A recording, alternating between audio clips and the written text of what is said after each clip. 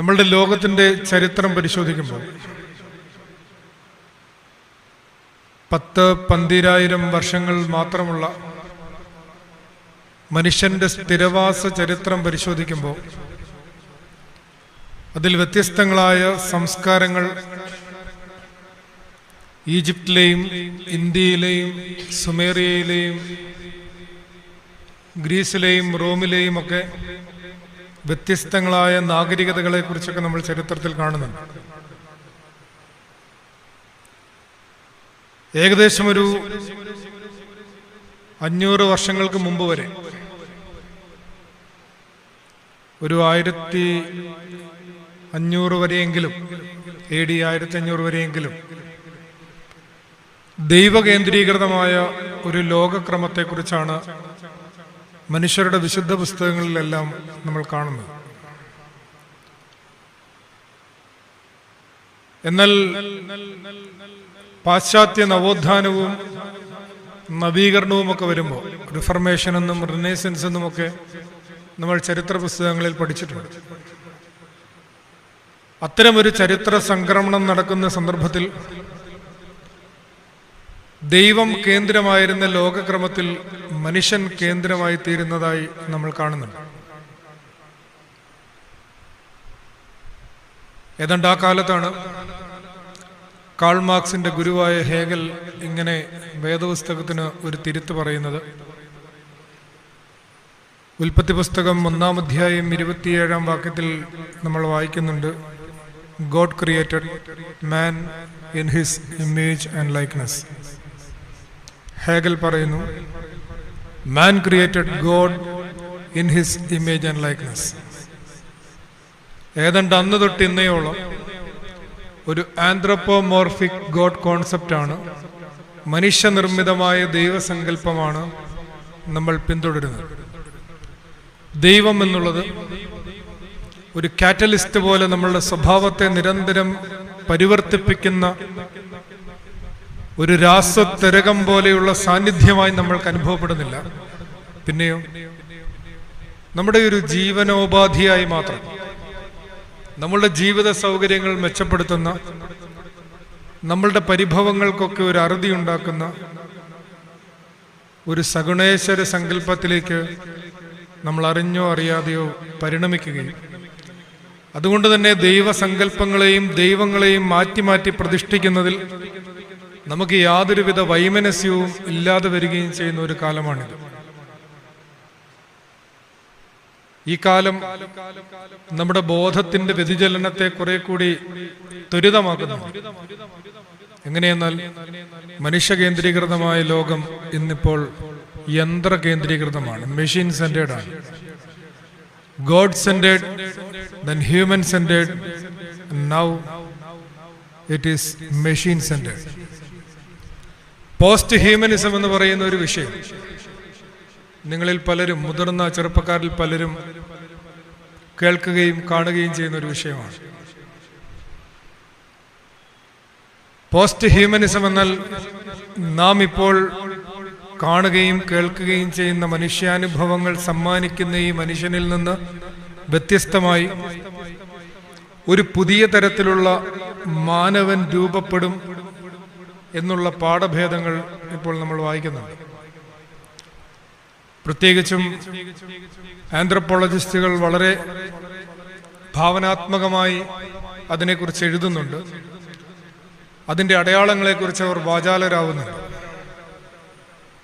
നിങ്ങളുടെ ഭാഷയിൽ തന്നെ പറഞ്ഞാൽ ടെർമിനേറ്റർ സീരീസ് നിങ്ങൾ കണ്ടിട്ടുണ്ട്. ടെർമിനേറ്റർ സിനിമകളിൽ വലിയ രാക്ഷസ രൂപങ്ങളാണ് നിങ്ങൾ ആദ്യം കണ്ടിട്ടുള്ളത്. വലിയ യന്ത്രമനുഷ്യരുണ്ട്, വലിയ രാക്ഷസ രൂപികളായ യന്ത്രമനുഷ്യരുണ്ട്. എന്നാൽ ടെർമിനേറ്റർ സീരീസിന്റെ ഏറ്റവും ഒടുവിൽ അതിലെ നായകൻ ഒരു മനുഷ്യനാണ്, മനുഷ്യരൂപമുള്ളയാളാണ്, പക്ഷേ ടോട്ടൽ മെഷീനാണ്. ഇത്തരമൊരു പരിവർത്തനത്തിലേക്ക് നമ്മളുടെ ജീവിതത്തിൽ നമ്മുടെ ഓർമ്മകളെ നശിപ്പിക്കുക, നമ്മുടെ ഭാവനകളെ ഇല്ലാതാക്കുക, നമ്മുടെ സ്പർശനശേഷി നശിപ്പിക്കുക, ഇങ്ങനെ നമ്മുടെ എല്ലാത്തരം ബന്ധങ്ങളെയും മരവിപ്പിക്കുക, എന്നുള്ള ഒരു തരത്തിലേക്ക് മനുഷ്യനൊരു പരിവർത്തനം സംഭവിക്കുന്നുണ്ട് എന്ന ഈ കാലം നമ്മളെ ഭീതിപ്പെടുത്തുന്നുണ്ട്. എലോൺ മസ്ക് പുതിയതായി രൂപപ്പെടുത്തിയ ഒപ്റ്റിമസിനെ കുറിച്ച് നിങ്ങൾ വായിച്ചു കേട്ടു. നമ്മുടെ ആൻഡ്രോയിഡ് കുഞ്ഞപ്പൻ മാതിരി ഓർമ്മ, എന്തും ചെയ്യും. കുറച്ച് ഇമോഷൻസും കൂടെ അതിലൊന്ന് പ്രോഗ്രാം ചെയ്യാൻ അയാൾ ശ്രമിക്കുകയാണ്. അതിനുശേഷം ചിലപ്പോൾ ആമസോണിൽ നമുക്കത് വാങ്ങിക്കാനും കിട്ടും. അപ്പൊ ഇത്തരത്തിൽ ലോകം അതിവേഗം ദ്രുതഗതിയിൽ പരിണമിച്ചുകൊണ്ടിരിക്കുന്ന ഒരു കാലത്ത് നമ്മളിപ്പോൾ പരമ്പരാഗതമായി അനുവർത്തിച്ചു പോരുന്ന പല സംഗതികളും അപ്രസക്തമാണ് എന്ന ഒരു തലമുറ നിരന്തരം ചിന്തിച്ചുകൊണ്ടിരിക്കുന്നതിന്റെ മധ്യത്തിലാണ് നമ്മൾ പദയാത്രയോടനുബന്ധിച്ച്, ഒരു വിശുദ്ധ ജീവിതത്തെ ഓർത്തെടുക്കുന്ന പദയാത്രയോടനുബന്ധിച്ച് ഒരു ധ്യാനം സംഘടിപ്പിക്കുക. അപ്പോൾ ഇതിന്റെ പ്രസക്തി എന്താണ്? ഇത് നിസ്സാരമായൊരു സംഗതിയല്ല. ഒരുപക്ഷെ നമുക്കിതൊരു പതിവ് ചടങ്ങ് പോലെ തോന്നിയേക്കാം. ഇത്രയധികം ചെറുപ്പക്കാർ ഒരുമിച്ച് ഇവിടെ സമ്മേളിക്കുന്നു എന്നുള്ളത് തന്നെ എത്രമേൽ ശുഭോദർക്കമായ ഒരു കാര്യമാണ്. ഏതൊരു വിശുദ്ധനും ചരിത്രത്തിൽ നമ്മേക്കാൾ അധികം ക്രിസ്തുവിനെ അടയാളപ്പെടുത്തി എന്നുള്ളത് കൊണ്ടാണ് നമ്മൾ അദ്ദേഹത്തെ ആദരിക്കുന്നത്. ഏതൊരു വിശുദ്ധനും നമുക്ക് സമസ്വഭാവമുള്ള മനുഷ്യനാണ്. നമുക്ക് സമസ്വഭാവമുള്ള ഈ മനുഷ്യർ നമുക്ക് ഈ ചരിത്രത്തിൽ ക്രിസ്തുവിനെ അടയാളപ്പെടുത്താനാവുന്നതിലധികം അവരുടെ ജീവിതം കൊണ്ട് അതിനെ ആലേഖനം ചെയ്യാൻ സാധ്യമായവരാണ് എന്ന് പറയുന്നു. ചിലർ അവരുടെ ജീവിതം കൊണ്ട്, ചിലരവരുടെ മരണം കൊണ്ട്.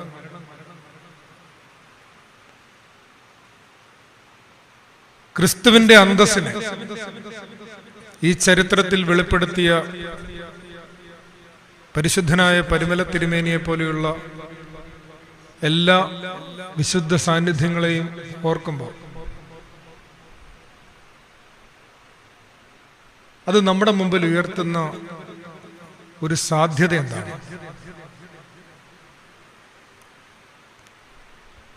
ശ്രീ ശങ്കരാചാര്യർ ഭാരതം മുഴുവൻ സഞ്ചരിച്ചു, വലിയ മഠങ്ങളൊക്കെ സ്ഥാപിച്ചു, ബ്രഹ്മസൂത്രം ഭാഷ്യങ്ങൾ എഴുതുന്നു, അദ്വൈത വേദാന്തം പ്രചരിപ്പിക്കുന്നു, ഉപനിഷത്തിന്റെ സാരാംശം മുഴുവൻ പഠിച്ചെടുക്കുന്നു, ബൗദ്ധ കേന്ദ്രങ്ങളെ തന്റെ പാണ്ഡിത്യം കൊണ്ട് നിഗ്രഹിക്കാൻ ശേഷിയുള്ള ആളായി പരിണമിക്കുന്നു. അദ്ദേഹം മരിക്കുമ്പോൾ അദ്ദേഹത്തിന് എത്ര വയസ്സുണ്ടെന്നറിയാമോ?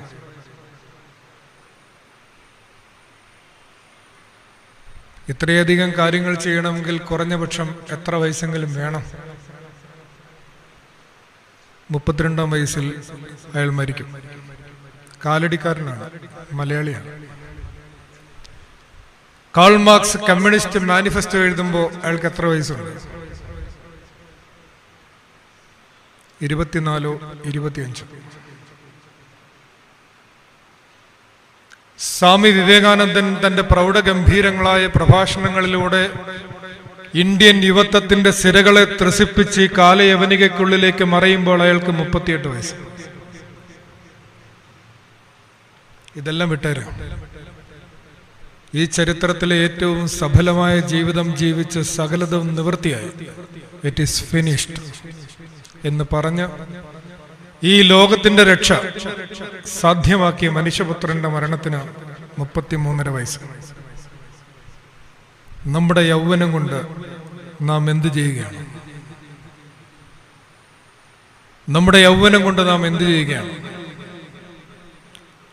അതുകൊണ്ടാണ് നാം ഇപ്പോൾ ആയിരിക്കുന്നതിൽ നിന്ന് വ്യത്യസ്തമായ ചില സാധ്യതകളിലേക്ക് നമ്മെ ഉയർത്തുകയും ഉണർത്തുകയും ചെയ്യുന്ന ഇത്തരം വിശുദ്ധമായ ഓർമ്മകളെ നെഞ്ചോട് ചേർത്ത് പിടിക്കേണ്ടത് ഒരു അനിവാര്യതയാണെന്നും ഈ സമ്മേളനം പ്രസക്തമാണെന്നും ഞാൻ പറയുന്നു. ക്രിസ്തുവിലേക്കുള്ള അന്തസ്സിലേക്ക് നമ്മെ ഉണർത്തുന്ന ഓർമ്മയായി പരിശുദ്ധന്റെ ഓർമ്മ പരിണമിക്കണം. എന്താണ് ക്രിസ്തുവിൻ്റെ അന്തസ്സ്? കുറെ നേരമായല്ലോ പറയുന്നു. 5-ാം നൂറ്റാണ്ടിൽ സ്വർണ്ണനാപകാരനായ Mar Ivanios, saint John Chrysostom പറയുന്നു, ക്രിസ്തുവിൻ്റെ അന്തസ്സ് 3 വിധത്തിലുണ്ട്. ഒന്ന് അദ്ദേഹം പറയുന്നു ദ റോയൽ ഡിഗ്നിറ്റി, രണ്ടാമത് അദ്ദേഹം പറയുന്നു ദ പ്രീസ്റ്റ്ലി ഡിഗ്നിറ്റി, മൂന്നാമത് പറയുന്നു ദ പ്രൊഫറ്റിക്കൽ ഡിഗ്നിറ്റി. രാജകീയ അന്തസ്സ്, പൗരോഹിത്യപരമായ അന്തസ്സ്, പ്രവചനപരമായ അന്തസ്സ്. രാജാവും പ്രവാചകനും പുരോഹിതനും പഴയ നിയമത്തിലെ 3 നായക സ്ഥാനങ്ങളാണെന്ന് നിങ്ങൾക്കറിയാം. പഴയ നിയമത്തിൽ ജനത്തെ നയിച്ചുകൊണ്ടിരുന്ന ഈ 3 നായക സ്ഥാനങ്ങളും ഒരുപോലെ പുതിയ നിയമത്തിൽ ക്രിസ്തുവിൽ സമ്മേളിക്കുന്നു. ആ സങ്കലനത്തിന്റെ ഒരു മൂർത്ത മാതൃകയിലേക്ക്, അല്ലെങ്കിൽ മാതൃകയായി ക്രിസ്തുവിനെ ചരിത്രത്തിൽ നമ്മൾ തിരിച്ചറിയുകയും ആ ക്രിസ്തു സാന്നിധ്യത്തിലേക്കും സാദൃശ്യത്തിലേക്കുമുള്ള നമ്മുടെ വളർച്ച ഈ 3 അന്തസ്സിലേക്കുള്ള വളർച്ചയായി നാം പഠിക്കുകയും ധ്യാനിക്കുകയും അതിൻ്റെ പിന്നാലെ സഞ്ചരിക്കുകയും ചെയ്യുവാനുള്ള പ്രേരക ഘടകമായിട്ടാണ് പരിശുദ്ധനായ പരിമല തിരുമേനിയൊക്കെ നിലകൊള്ളുന്നത്. എന്താണ് രാജകീയ അന്തസ്സ്? The royal dignity. ഒരു രാജാവ് എന്നാൽ അയാളുടെ രാജ്യത്തെ മുഴുവൻ പ്രജകളുടെ മേലും അധീശത്വമുള്ളയാളാണ്. ആ രാജ്യത്തിന്റെ സകല നിയന്ത്രണവും അയാളുടെ കൈവശമാണ്.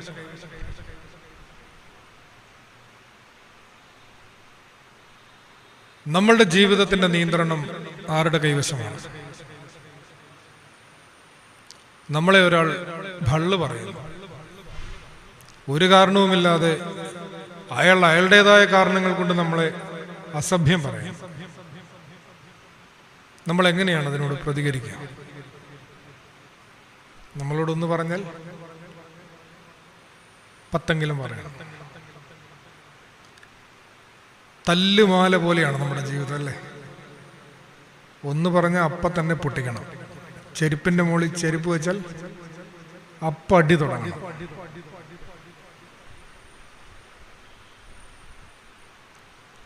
അങ്ങനെയാണെങ്കിൽ നമുക്ക് നമ്മുടെ കൈവശം നിയന്ത്രണമുണ്ടോ? നമ്മളുടെ നിയന്ത്രണം നമ്മുടെ കയ്യിലാണോ, അതോ നമ്മളെ പ്രകോപിപ്പിച്ചവന്റെ കയ്യിലാണോ? നമ്മളുടെ സ്വഭാവം നിയന്ത്രിക്കുന്നത് നമ്മളാണോ, അതോ നമ്മളെ ചീത്ത പറഞ്ഞവനാണോ? നമ്മളെ ചീത്ത പറഞ്ഞവനാണ്. കാരണം അവൻ പറഞ്ഞതനുസരിച്ചാണല്ലോ നമ്മൾ റിയാക്ട് ചെയ്യുന്നത്. അപ്പൊ നമ്മുടെ കൈവശം നമ്മളുടെ നിയന്ത്രണം ഇരിക്കുക എന്നുള്ളത് അത്ര അനായാസകരമായ ഒരു സംഗതി അല്ലല്ലോ. ഞാൻ എപ്പോഴും ഉപയോഗിക്കുന്ന ഒരു ബുദ്ധിസ്റ്റ് കോനുണ്ട്. ചെറുപ്പക്കാരുടെ എല്ലാ സമ്മേളനങ്ങളിലും ഞാനത് ആവർത്തിച്ച് പറയാറുണ്ട്. നിങ്ങളുടെ കണ്ണ് നിങ്ങളുടെ മുഖത്താണോ ബാക്കിയുള്ളവരുടെ പുറത്താണോ കൂടുതൽ സമയം ഇരിക്കുന്നത്? നമ്മുടെ കണ്ണ് നമ്മുടെ മുഖത്തിരിക്കാൻ പഠിക്കലാണ് ആത്മനിയന്ത്രണം, റോയൽ ഡിഗ്നിറ്റി എന്ന് പറയുന്നത്. സെറൂഗിലെ വിശുദ്ധനായ യാക്കോബ് അമ്മ മറിയത്തെക്കുറിച്ച് ഒരുപാട് കവിതകൾ എഴുതിയിട്ടുള്ള ആളാണ്. മേരിയോളജി സുറിയാനി സഭയിൽ ഏറ്റവും കൂടുതൽ എഴുതിയിട്ടുള്ളത് 7-ാം നൂറ്റാണ്ടിൽ ജീവിച്ചിരുന്ന ഈ സഭാപിതാവാണ്. സെറൂഗിലെ വിശുദ്ധനായ യാക്കോബ് ഈ ഒരു കവിതയിൽ ഇങ്ങനെ പറയുന്നുണ്ട്: ആദ്യ മാതാവായ ഹവ്വായുടെ ചെവിയിൽ കൂടിയാണ് പാമ്പ് പിശാചിന്റെ വചനം വിതച്ചത്. രണ്ടാം ഹവ്വായായ കന്യക മറിയാമിന്റെ ചെവിയിൽ കൂടിയാണ് ഗബ്രിയേൽ ദൈവത്തിന്റെ വചനം വിതച്ചത്. കർണത്താൽ അവനെ കൈക്കൊണ്ടുദരേ പേറി, പാടുന്നില്ലേ? ചെവിയിലൂടെയാണ്. ഈ പള്ളിക്ക് ഇപ്പൊ എത്ര വാതിലുണ്ട്? 1, 2, 3, 4, 5, 6, 7. ഈ പള്ളിക്ക് എത്ര വാതിലുണ്ട്? ഈ പുള്ളിക്കല്ല, ഈ പള്ളിക്ക്. നമ്മൾ പള്ളിയല്ലേ?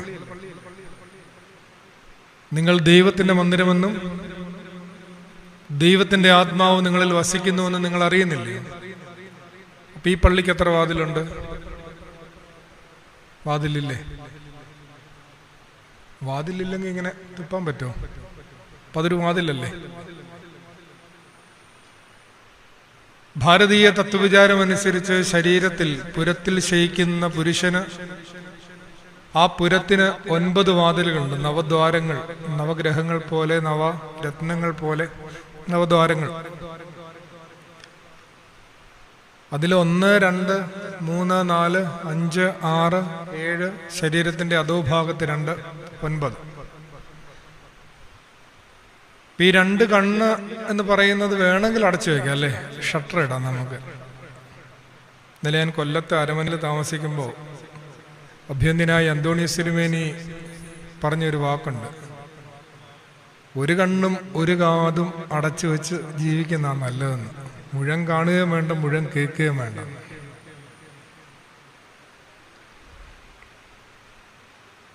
ഈ കണ്ണ് അടച്ചു വെക്കാൻ ഷട്ടർ ഉണ്ടല്ലോ അല്ലേ?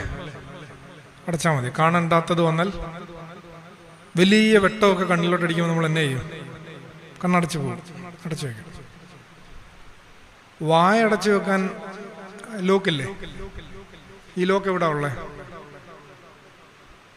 വേറെ ആരെങ്കിലും വിചാരിച്ചാൽ നമ്മുടെ വായ അടച്ചു വെക്കാൻ പറ്റുമോ? ആര് വിചാരിക്കണം? നമ്മൾ വിചാരിക്കണം. നമ്മൾ വിചാരിച്ചാൽ ലോക്ക് ചെയ്യാം. ചില ഭാര്യ ഭർത്താക്കന്മാരൊക്കെ എത്ര ദിവസം മിണ്ടായിരിക്കുന്നുണ്ടല്ലേ? ലോക്കിട്ട് വെച്ചിരിക്കുക. എന്നാൽ അതിനിടയ്ക്ക് ഭക്ഷണം കഴിക്കുന്നൊക്കെ ഉണ്ട്, അപ്പോൾ തുറക്കുന്നുണ്ട്. അല്ലെങ്കിൽ ഇങ്ങനെ കൂട്ടുകാരൊക്കെ ചിലപ്പോൾ മിണ്ടാതെ ഇരിക്കത്തില്ലേ? ലോക്കിട്ട് വെച്ചിരിക്കുക. ഈ കണ്ണ് 1, 2, 3, ഇപ്പം ഈ 3 വാതില്, കണ്ണും വായും ആവശ്യമില്ലാതെ അനവസരത്തിലും വെറുതെ തുറന്നു വെച്ചുകൊണ്ടിരുന്നാൽ ആരെങ്കിലും 2 കഷ്ണം പഞ്ഞിയെടുത്ത് ഈ 2 വാതിൽ അടച്ചോളും. മനസ്സിലായോ? അത് രണ്ടും ആണല്ലോ ഈ പ്രശ്നം മുഴുവൻ ഉണ്ടാക്കുന്നത്. നാക്കും കണ്ണും ആണല്ലോ ഈ പ്രശ്നം മുഴുവൻ ഉണ്ടാക്കുന്നത്. പിന്നെയുള്ള 2 വാതിൽ എവിടാ?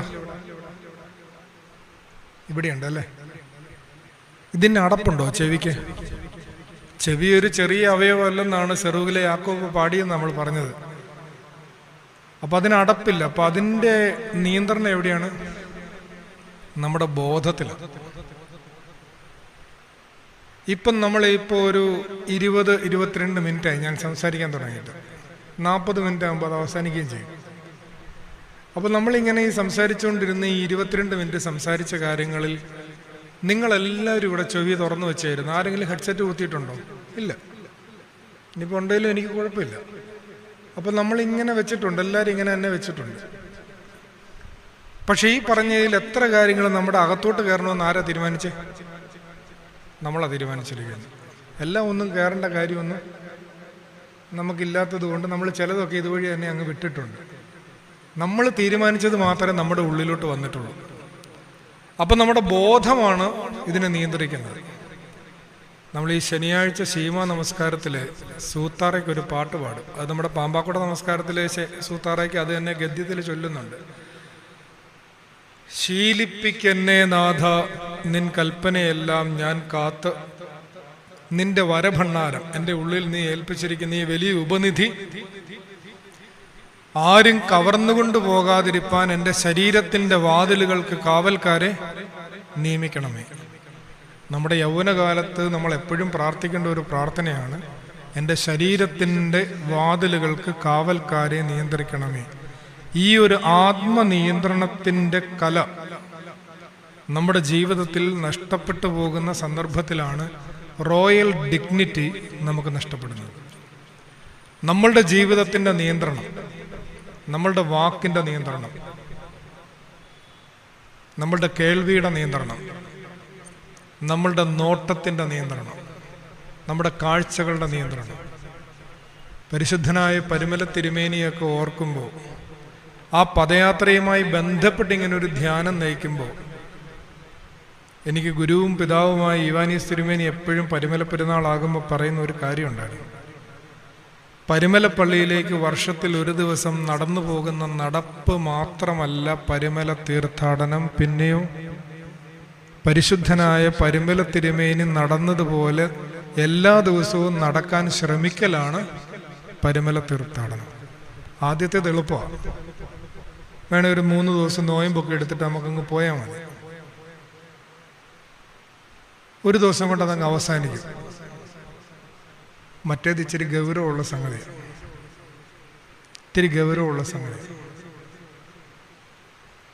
അതിലേക്ക് നമ്മൾ പ്രവേശിക്കണമെങ്കിൽ നമ്മൾ ആത്മനിയന്ത്രണത്തിന്റെ പാഠം ആദ്യമേ ഉൾക്കൊള്ളണം. ദ റോയൽ ഡിഗ്നിറ്റി, ക്രിസ്തുവിന്റെ അന്തസ് പരിശുദ്ധനായ പരിമല തിരുമേനി തന്റെ നോമ്പ് ഉപവാസ പ്രാർത്ഥനകളിലൂടെ ക്രിസ്തുവിന്റെ അന്തസ്സിനെ ഉണർത്തി നമുക്ക് കാട്ടിത്തന്നു.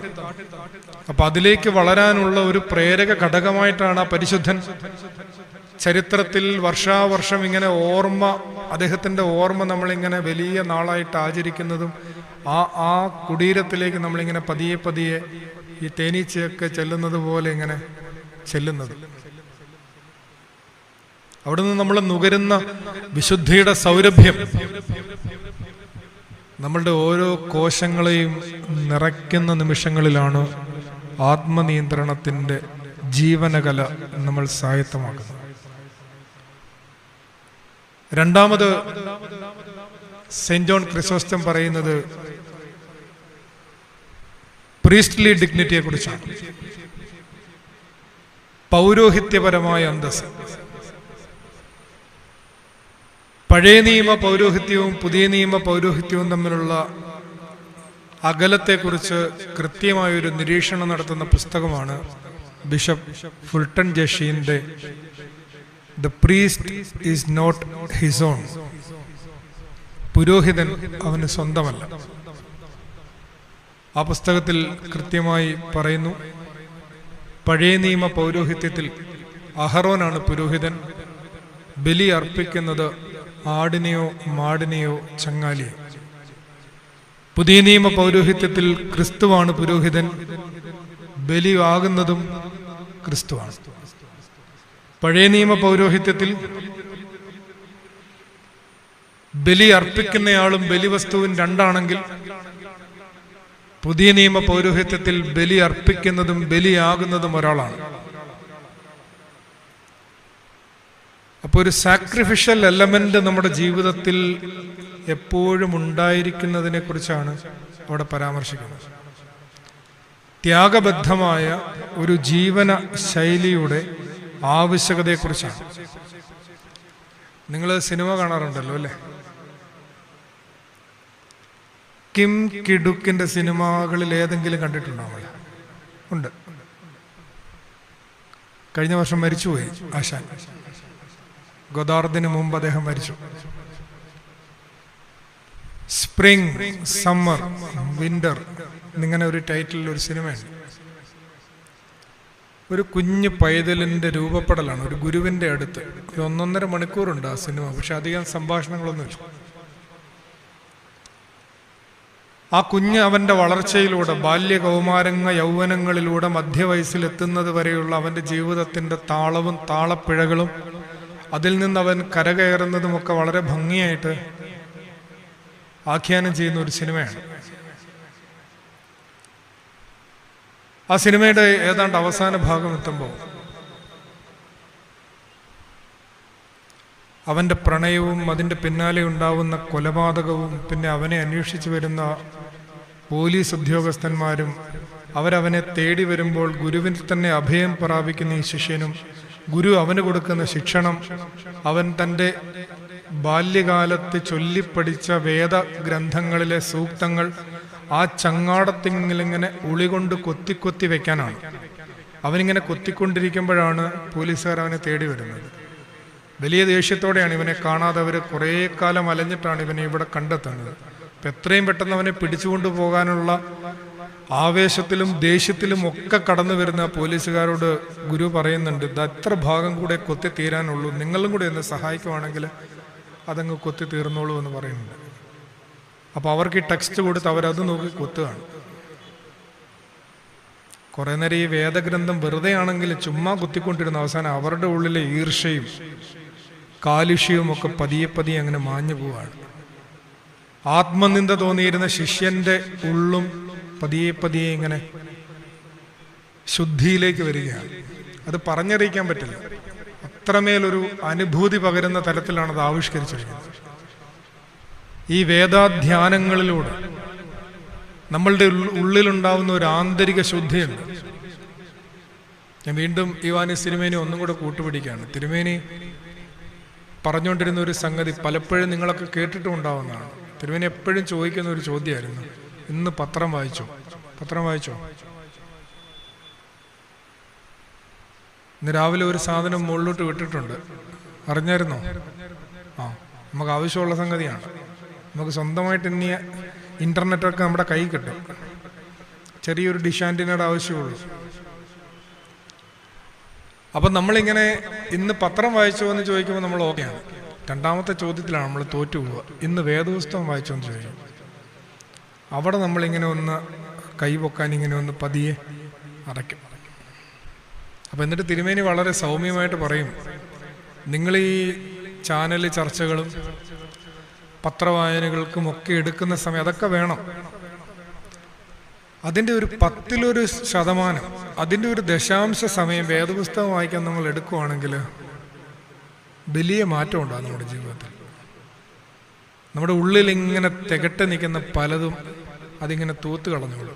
വെറുതെ സങ്കീർത്തനം വായിച്ചാൽ മതി, വെറുതെ സുവിശേഷം വായിച്ചാൽ മതി. നമ്മൾ ഈ ഒരു ധ്യാനത്തിൻ്റെ പരിണതിയായിട്ട് ഇവിടെ സമ്മേളിച്ചിരിക്കുന്ന എല്ലാ ചെറുപ്പക്കാരും തീരുമാനിക്കേണ്ട ഒരു കാര്യം, ഞങ്ങൾ ദിവസത്തിൽ ഒരു പ്രാവശ്യമെങ്കിലും വേദപുസ്തകം വായിച്ചിരിക്കുമെന്നുള്ളതാണ്. അങ്ങനെ ഒരു തീരുമാനത്തിലേക്ക് നമ്മൾ ഉണരുന്നില്ലെങ്കിൽ ഈ സമ്മേളനമൊക്കെ എത്ര പെട്ടെന്നായിരിക്കും അപ്രസക്തമാണ് നമ്മുടെ ജീവിതത്തിൽ. നമ്മൾ എവിടെ സമ്മേളിക്കുന്നു അതിനൊരു ഗുണമുണ്ടായിരിക്കും, അതിനൊരു ഫലമുണ്ടായിരിക്കും. അത്തരം ഉറച്ച തീരുമാനങ്ങൾ, നിങ്ങളുടെ യൗവനകാലത്ത് നിങ്ങൾ എടുക്കുന്ന ഉറച്ച തീരുമാനങ്ങളാണ് ഈ സഭയുടെ ഭാവി നിർണ്ണയിക്കുന്നത്. ഇത് കേവലം ഒരു ചടങ്ങിന് വേണ്ടി നമ്മൾ കൂടി വരുന്ന ഒന്നായിട്ട് പരിണമിക്കരുത്. ഇങ്ങനെ ഹൃദയത്തോട് കൈ ചേർത്ത് വെച്ചിട്ട് പറയണം, ഞാൻ വായിക്കും. നിങ്ങൾക്കിഷ്ടമുള്ള സമയത്ത് നിങ്ങൾ വായിക്കുക. രാവിലെയോ വൈകിട്ടോ ഉച്ചയ്ക്കോ. നിങ്ങൾ വേദപുസ്തകം എടുത്ത് വായിക്കേണ്ട, നിങ്ങളുടെ ഫോണിൽ വായിക്കുക. ഇത് കയ്യിലുണ്ടല്ലോ. ഇത് എത്ര പെട്ടെന്ന് നിങ്ങൾക്ക് അവൈലബിൾ ആണ്. നിങ്ങൾക്ക് ഇതും കൊണ്ട് നടക്കാൻ നാണക്കേടുണ്ടെങ്കിൽ നിങ്ങൾ വണ്ടിയിലിരിക്കുമ്പോൾ അല്ലെങ്കിൽ എവിടെയെങ്കിലും ഇരിക്കുന്ന സമയത്ത് ഒരു 10 മിനിറ്റ് സമയം. എന്തുകൊണ്ടാണ് ഇങ്ങനെ ഒരു ഡിസിപ്ലിൻ നമുക്കുണ്ടാവണം എന്ന് പറയുന്നതിൻ്റെ കാരണം, ഇത്തരം ഒരു ഡിസിപ്ലിനിൽ കൂടി മാത്രമേ ഒരു അവാന്തര പരിണാമം, ഒരു ക്വാളിറ്റേറ്റീവ് ചേഞ്ച് നമ്മുടെ ജീവിതത്തിൽ ഉണ്ടാവുള്ളൂ. ത്യാഗബദ്ധമായ ഒരു ജീവിതം എന്ന് പറയുന്ന പൗരോഹിത്യപരമായ അന്തസ്സിലേക്ക്, മറ്റുള്ളവർക്ക് വേണ്ടി എൻ്റെ ജീവിതം മാറ്റിവെക്കാൻ, അവരുടെ ആവശ്യങ്ങൾക്ക് വേണ്ടി കൂടി എൻ്റെ ആയുസിൻ്റെ കുറെ സമയം മാറ്റിവെക്കാൻ തക്കവിധം ഒരു ഉണർച്ച നമുക്കുണ്ടാകാനുള്ള പരിശീലനമാണ് യഥാർത്ഥത്തിൽ നമ്മുടെ പ്രാർത്ഥനകളും നോമ്പുകളും വേദ പഠനങ്ങളും എല്ലാം തന്നെ ഉദ്ദേശിക്കുന്നത്. ദൈവത്തിന് വേണ്ടി കുറച്ച് സമയം മാറ്റിവെച്ച് നമ്മൾ പഠിക്കുവാണ്. ആയുസിന്റെ മുഴുവൻ സമയം നമ്മുടെ സ്വന്തം കാര്യം നോക്കാനുള്ളതല്ലെന്ന് മനസ്സിലായോ? ഈ ആയുസ് തന്ന ദൈവം ഉണ്ടല്ലോ, അതിൽ നമുക്ക് സംശയമൊന്നുമില്ലല്ലോ. കാരണം നമുക്ക് മരണം എപ്പോഴാണെന്ന് നമുക്ക് ആർക്കും അറിയാത്തത് കൊണ്ട് ഉറപ്പായിട്ട് ഒരു കാര്യം ചിന്തിച്ചോണം. നമ്മളിപ്പോൾ നമുക്കുണ്ട് എന്ന് വിചാരിക്കുന്ന ഡ്യൂക്ക് ബൈക്ക് തൊട്ട് നമ്മുടെ കൂട്ടുകാര്, നമ്മുടെ ബന്ധുക്കള്, മാതാപിതാക്കള്, നമ്മുടെ സമ്പത്ത്, സ്വത്ത്, ബന്ധങ്ങൾ എല്ലാം, ഇതെല്ലാം അനുഭവിക്കാൻ ഇപ്പോഴും ഈ നിമിഷവും ഈ ഭൂമിയിൽ നമ്മളെ നിർത്തിയിരിക്കുന്നത് എന്താ? അത്രയേ ഉള്ളൂ. ഈ സാധനം താഴോട്ട് പോയിട്ട് തിരിച്ചു പോയില്ലെങ്കിൽ എന്നെ ചെയ്യും? ഇതാരാ ഊതി തന്നെ? ദൈവം. ദൈവം ഊതി തന്ന കാറ്റിൽ ജീവിക്കുന്ന മനുഷ്യരാണ്. ഒരു ശ്വാസം അത്രേ സങ്കീർത്തനത്തിൽ പറയത്തില്ല. അപ്പൊ അത്രമേൽ നിസ്സാരമായ ഒരു ജന്മമായി ചിലപ്പോഴെങ്കിലും നമ്മളെക്കുറിച്ച് തോന്നണമെന്ന് പറയുന്നുണ്ട്. പക്ഷെ ഈ നിസ്സാരമായ ജന്മത്തിന്റെ സാധ്യതകളെ കുറിച്ചാണ് നമ്മളിവിടെ പറഞ്ഞു വരിക.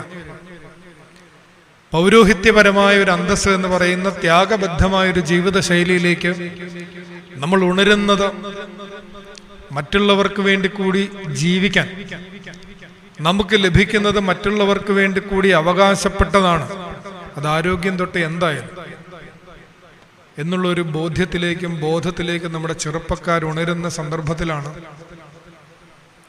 നമ്മളുടെ നാട് വെളിച്ചമുള്ളതാവുന്നത്. ഇന്നിപ്പോൾ നമ്മുടെ നാടിൻ്റെയൊക്കെ ഒരു പ്രത്യേകത, പ്രളയം വരണം, ഭൂകമ്പം വരണം, ദുരന്തങ്ങൾ വരുമ്പോൾ മാത്രം ഉണരുന്ന ഒരു മനസ്സായിട്ട് മലയാളിയുടെ മനസ്സിങ്ങനെ മാറിക്കൊണ്ടിരിക്കുകയാണ്. അല്ലാത്ത സമയത്ത് അവൻ്റെ സാർത്ഥതയുടെ കുടീരങ്ങളിൽ, സ്വന്തം ആവൃത്തികളിൽ ഇങ്ങനെ വസിക്കാൻ ഇഷ്ടപ്പെടുന്ന ആളുകളാണ്. സുഭാഷ് ചന്ദ്രൻ പറയുന്ന പോലെ മലയാളിയുടെ സ്ഥായി ഭാവം എന്ന് പറയുന്നത് പരപുച്ഛമാണ്. ഏതൊരു പ്രതിഭയെ കണ്ടാലും നെറ്റി ചുളിഞ്ഞേ ഇരിക്കത്തുള്ളൂ. ഇവനോ ലവനോ, സുഭാഷ് എഴുതിയതാണ്. ഇതാണ് നമ്മുടെ പ്രശ്നം.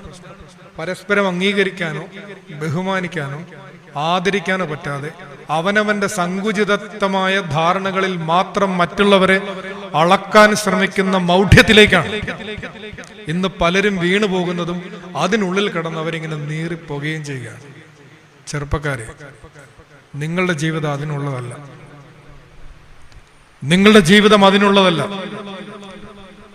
ചെറിയ ലോകത്തിലെ വലിയ മനുഷ്യരായിട്ട് ഇങ്ങനെ നിൽക്കാതെ, അങ്ങനെ നിന്നുള്ളൊരു കുഴപ്പം, ഈ വലിയ ലോകത്തിലെ ചെറിയ മനുഷ്യരെ കാണാൻ നമുക്ക് പറ്റത്തില്ല. നമ്മുടെ ഈ ഇട്ടാവട്ടങ്ങളിൽ നമ്മുടെ മനു എസ് പിള്ള ഇപ്പോൾ പുതിയൊരു പുസ്തകം ഇറങ്ങിയിട്ടുണ്ടല്ലോ, ഫാൾസ് ആലീസ് എന്ന് പറഞ്ഞിട്ട്, വ്യാജ സഖ്യങ്ങൾ, തിരുവിതാംകൂർ രാജാക്കന്മാരുടെ സഖ്യങ്ങളെക്കുറിച്ച്, ബ്രിട്ടീഷ് ബന്ധങ്ങളെക്കുറിച്ച്. അതിലയാൾ പറയുന്ന ഒരു വാക്കാണ് ഇത്തിരി വട്ടത്തെ സുൽത്താൻമാർ. ഇത്തിരി വട്ടത്തെ സുൽത്താൻമാരായിട്ട് ഇങ്ങനെ നിൽക്കുകയാണ് നമ്മളതിൻ്റെ വലിയ സംഭവമാണെന്ന് പറഞ്ഞിട്ട്. അങ്ങനെയൊന്നുമില്ല. നമ്മൾ വെറുതെ വിശ്വാസ പ്രമാണത്തിൻ്റെ ആദ്യത്തെ ഖണ്ഡിക ഒന്ന് ധ്യാനിച്ചാൽ തന്നെ ഒരു കൂടം വെച്ചടിക്കുന്നത് പോലെ നമ്മളുടെ അല്പത്തരങ്ങളുടെ ആകാശഗംഗയിൽ നിന്ന് നമ്മളിങ്ങനെ താഴോട്ട് വീഴും. സർവശക്തിയുള്ള പിതാവായി ആകാശത്തിൻ്റെയും ഭൂമിയുടെയും കാണപ്പെടുന്നവയും കാണപ്പെടാത്തവയുമായ ഗാലക്സികളുടെ ഉടയവനെ കുറിച്ചാണ് പറയുന്നത്. അത് ചൊല്ലുമ്പം തന്നെ നമ്മുടെ ബോധം എന്തോരം വികസിക്കേണ്ടതായിട്ടുണ്ട്. എത്ര ഗാലക്സികളുണ്ട് ഇപ്പോൾ കണ്ടെടുത്തിട്ടുണ്ട്? 5500-നും 6000-നും ഇടയ്ക്ക് ഗാലക്സികൾ കണ്ടെടുത്തിട്ടുണ്ട്. അതിലൊരു ഗാലക്സിയിൽ, ഒരു സൗരയൂഥത്തിൽ, ഒരു ഗ്രഹത്തിൽ താമസിക്കുന്ന ജീവികളാണ് നമ്മൾ. എന്നിട്ടാണ് ഇവിടെ ഇരുന്നിട്ട് നമ്മൾ പറയുക, നമ്മളിപ്പോൾ ഇപ്പം ശരിയാക്കി തരാമെന്ന് പറയും അല്ലേ? സ്പാനറിങ് എടുത്താൽ ഇപ്പം ശരിയാക്കി തരാം. യഥാർത്ഥത്തിൽ നമ്മുടെ അഹന്ത അവസാനിക്കുന്ന നിമിഷങ്ങളിൽ നമ്മുടെ ജീവിതത്തിൽ ത്യാഗബദ്ധത ആരംഭിക്കുകയാണ്. യേശുദമ്പുരാൻ തന്നെ മാതൃകയാക്കിക്കൊണ്ട് പൗരോഹിത്യപരമായ അന്തസ്സിനെ വിശദീകരിക്കുന്നതിൻ്റെ കാരണം, താൻ ദൈവമായിരിക്കെ ദൈവത്തോടുള്ള സമത്വം മുറുകെ പിടിച്ചു കൊള്ളണമെന്ന് വിചാരിക്കാതെ തന്നെത്താൻ താഴ്ത്തി കുരിശിലെ മരണത്തോളം അനുസരണമുള്ളവനായി എന്നാണ് ഫിലിപ്പി ലേഖനത്തിൽ ഒരു കവിത പോലെ പൗലോസ് തൻ്റെ മനുഷ്യാവതാരത്തെക്കുറിച്ച് എഴുതി വച്ചിരിക്കുന്നത്. നമുക്കിനി അവസാനത്തെ അന്തസ്സിലേക്ക് പോവാം. ഇനി നമുക്കൊരു 5-6 മിനിറ്റ് കൂടെ ഉള്ളൂ. പ്രൊഫറ്റിക്കൽ ഡിഗ്നിറ്റി, പ്രവചനപരമായ അന്തസ്സ്. പ്രവചനം എന്ന് പറഞ്ഞാൽ ആ വാക്കിന് പല അർത്ഥങ്ങളുണ്ട്. ദീർഘദർശനം എന്നൊക്കെയാണ് നമുക്കറിയാവുന്നത് അല്ലേ? കാര്യങ്ങളെ മുൻകൂട്ടി കണ്ട് യഹോവയ്ക്ക് വേണ്ടി സംസാരിക്കുന്ന ആളുകളാണ് വേദപുസ്തകത്തിലെ പ്രവാചകന്മാരും ദീർഘദർശിമാരും. എന്നാൽ ആ വാക്കിന് വേറൊരർത്ഥം കൂടി ഭാഷയിലുണ്ട്. പ്രചോദിപ്പിക്കുന്ന വചനം, ഇൻസ്പയറിംഗ് വേർഡ് എന്ന് പറയുന്നു. മറ്റുള്ളവരെ പ്രചോദിപ്പിക്കുന്ന വചനം. നമ്മുടെ പാപ്പ ഫ്രാൻസിസ് ഒക്കെ പറയുന്നത് പോലെ, അബ്ദുൽ കലാം ഒക്കെ പറഞ്ഞിരുന്നത് പോലെ, കേൾക്കുമ്പോൾ തന്നെ ഉള്ളിലൊരു ഒരു തുടിപ്പുണ്ട്. Inspiring word. അത്തരത്തിലൊരു പ്രചോദനപരമായ വചനം പറയുന്ന ആളുകളുടെ ഒരു കൂട്ടമായി നമ്മൾ പരിണമിക്കുമ്പോഴാണ് യഥാർത്ഥത്തിൽ പ്രവചനപരമായ ഒരു അന്തസ്സിലേക്ക് നമ്മൾ ഉണരുന്നത്. പക്ഷെ നല്ല വാക്ക് ഓതുവാൻ പ്രാണി ഉണ്ടാവണമെന്ന പാട്ട്. ഒരാളെക്കുറിച്ച് നല്ലത് പറയണമെങ്കിൽ ത്രാണി ഉണ്ടാകും. മോശം പറയാൻ ഭയങ്കര എളുപ്പമാണ്, അയാളുടെ കുറ്റങ്ങളൊക്കെ കണ്ടുപിടിക്കാൻ ഭയങ്കര എളുപ്പമാണ്. പക്ഷേ അയാളെക്കുറിച്ച് ഒരു വാക്ക് നല്ലത് പറയണമെങ്കിൽ വലിയ പ്രയാസമാണ്. അതിന് അതുപോലെ ആത്മബലം വേണം. കലാമിൻ്റെ ഒരു പ്രസംഗമുണ്ട് 2010, നിങ്ങൾ ഗൂഗിൾ ചെയ്ത് നോക്കണം. ആ പ്രസംഗത്തിൻ്റെ ടൈറ്റിൽ ഇതാണ്: why are we so negative, why are we so negative. ഇന്ത്യയെക്കുറിച്ച് ആളുകൾ മോശമായിട്ട് പറയുമ്പോഴേ അദ്ദേഹം ഈ പ്രസംഗം നടത്തുന്നുണ്ട്. നമ്മൾ എന്തിനാണ് ഇന്ത്യയെക്കുറിച്ച് മോശമായി പറയുന്നത്? എന്നിട്ട് അക്കമിട്ട് അദ്ദേഹം കുറേ അധികം കാര്യങ്ങൾ അവിടെ പരാമർശിക്കുന്നുണ്ട്. അതുകൊണ്ട് നല്ലത് പറയാൻ, നല്ലത് കാണാൻ, നല്ലത് കേൾക്കാനുള്ള ഒരു വിവേകത്തിലേക്ക് നമ്മൾ ഉണരണം. കുഞ്ഞുണ്ണി മാഷിൻ്റെ ഒരു കവിതയിൽ പറയുന്ന പോലെ 60 വയസ്സ് വരെ ഇവന്മാർ തെറി പറയും, 60 കഴിഞ്ഞാൽ ചൊറി പറയും. എപ്പോഴാണോ ഇവർ നെറി പറയുന്നത്? 60 വയസ്സ് വരെ തെറി പറയുമെന്ന് പറയും. തെറി മീൻസ് തെറിച്ച വാക്കെന്നേ ഉള്ളൂ, അഹങ്കാരത്തിൻ്റെ വർത്താനം. ഒരു 60 വയസ്സ് വരെ നമുക്ക് ആരോഗ്യമുണ്ടല്ലോ, അത്യാവശ്യം പൈസയൊക്കെയുള്ള വരുമാനമൊക്കെ കാണും, കുറേ സൗകര്യങ്ങളൊക്കെ, വലിയ പ്രഷറും ഷുഗറും ഒന്നും കാണത്തില്ല. അപ്പോൾ എന്ത് ഭക്ഷണമൊക്കെ കഴിക്കാം. ആ സമയത്തൊക്കെ നമ്മൾ തെറിച്ച വർത്താനം പറയും. ചിലപ്പോൾ എന്നോടാണോ എന്നൊക്കെ ചോദിക്കും, എന്നെക്കുറിച്ചാണോടാ പറഞ്ഞതെന്നൊക്കെ നമ്മൾ ചിലപ്പോൾ ചോദിക്കും. അങ്ങനെയൊക്കെ പറയും. 60 കഴിഞ്ഞിട്ട് ചിലപ്പോൾ ചില കാരണവന്മാർ, എല്ലാവരും ഒന്നുമില്ല കേട്ടോ, ചിലർ പറയും കാപ്പിക്ക് ഉപ്പില്ലെന്നൊക്കെ പറയും. ചിലപ്പോൾ വല്യപ്പന്മാർ വീട്ടിൽ ഇരുന്ന് അമ്മച്ചിയോടെ ചൊറിയുന്ന വർത്താനം പറയും. ഒരു കാര്യമുള്ളതല്ല, ഇവരെപ്പോഴാണോ നേര് പറയുന്നത്. നമ്മുടെ ജീവിതത്തിൽ നമ്മൾ പുലർത്തേണ്ട മൂന്നാമത്തെ അന്തസ്സ് നല്ലത് പറയുക എന്നുള്ള അന്തസ്സാണ്. പരിശുദ്ധനായ പരിമല തിരുമേനി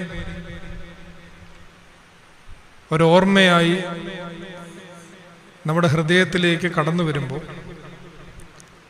ആ വിശുദ്ധൻ നമ്മളോട് പറയുന്നത് ക്രിസ്തുവിലേക്കുള്ള അന്തസ്സിൽ നാം ഉണരുന്നതിനെ കുറിച്ചാണ്. പലപ്പോഴും പദയാത്രകളും നോമ്പുകളുമൊക്കെ കാലഹരണപ്പെട്ടതാണ് എന്ന് തോന്നുന്ന ഒരു കാലത്തിലാണ് നമ്മൾ ജീവിക്കുന്നത്.